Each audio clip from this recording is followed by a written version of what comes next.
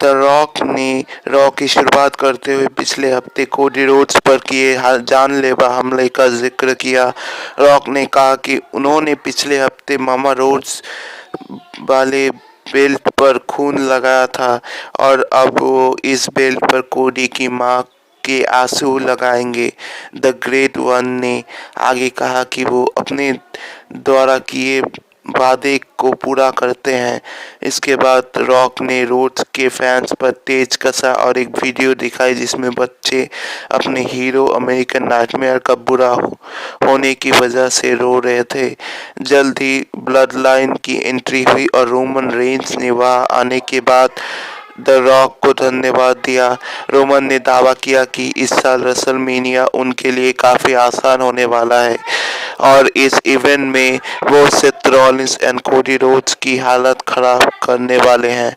उसके बाद tribal chief ने कोडी के लहूलुहान होने का जिक्र करके एक बार फिर द रॉक को धन्यवाद दिया। रोमन ने आगे कहा कि कोडी रोड्स नेतृत्व करने के काबिल नहीं है और वो एक नेता जैसे हैं। रोमन ने दावा किया कि उन्हें टॉप से कोई हटा नहीं सकता और वो इस बिजनेस को चलाते हैं।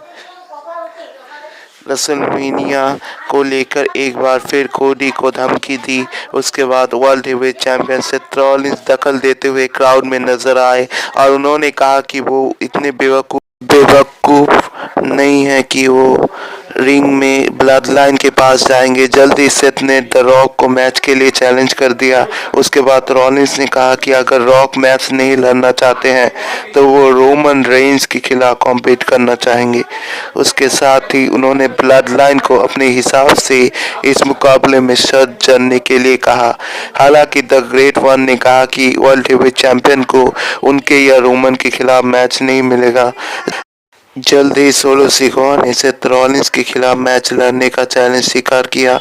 द रॉक ने बताया कि ये ब्लड लाइन रूल्स मैच होगा। बैकस्टेज रोमन रेंज ने द रॉक को कहा कि उन्हें हॉल ऑफ फेम स्पीच तैयार करनी है। जल्द ही पॉल हेमन ने बताया कि उनका hall of fame induction Roman Reigns के हाथों होने वाला है। के बाद सैमी ज़ेन और ब्रॉनसन रीड का मैच होता है। सैमी ने इस मुकाबले में ब्रॉनसन का डट का सामना किया और ऐसा लगा कि सैमी ज़ेन इस मुकाबले को जीत जाएंगे। हालांकि आईसी चैंपियन गुंथर इस मैच के दौरान रैंप पर चैट केबल को घसीटते हुए आए। ये देखकर ज़ेन रैंप पर चैट के पास चले गए। उसके बाद गुंथर ने पूर्व सैमी ज़ेन को बुरी तरह से अटैक किया। ड्रू मैकिंटायर ने वीडियो पैकेज में सीएम पंक पर तेज कसा और रेसलमेनिया में सेथ रॉलिंस के खिलाफ जीत का दावा किया।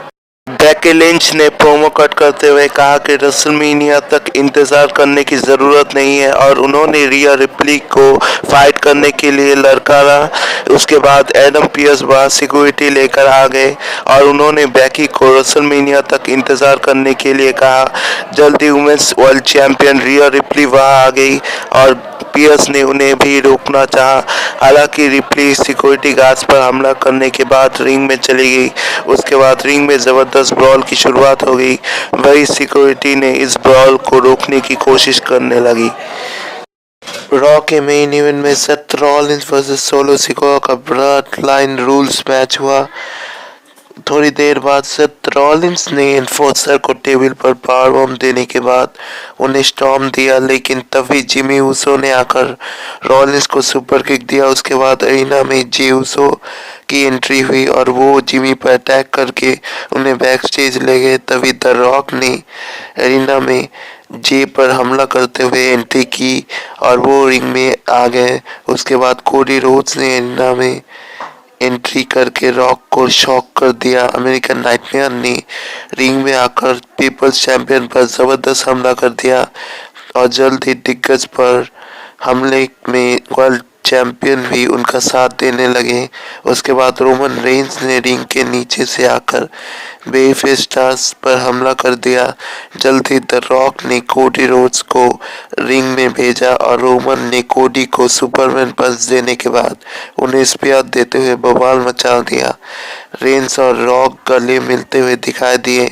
उसके बाद फाइनल बॉस और ट्राइबल चीफ ने कोडी और सेथ पर बेल्ट से खतरनाक हमला कर दिया।